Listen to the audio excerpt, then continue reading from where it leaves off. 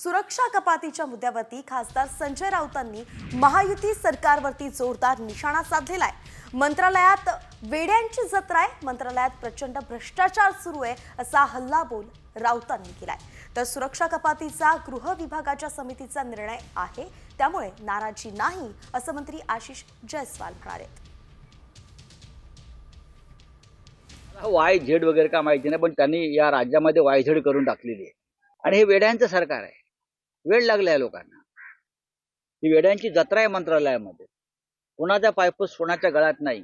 मंत्रालयात जाऊन पहा तुम्ही, गोंधळ आहे। गृहनिर्माण खात्यामध्ये, माडामध्ये, SRA मध्ये प्रचंड भ्रष्टाचार सुरू आहे।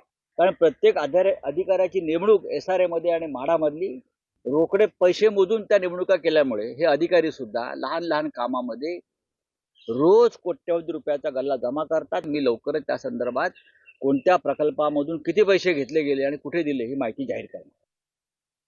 नाराजीचा काय विषय आहे त्याच्यात? सिक्युरिटी कोणाला किती द्यावी हा निर्णय गृह विभागाची एक समिती करत असते।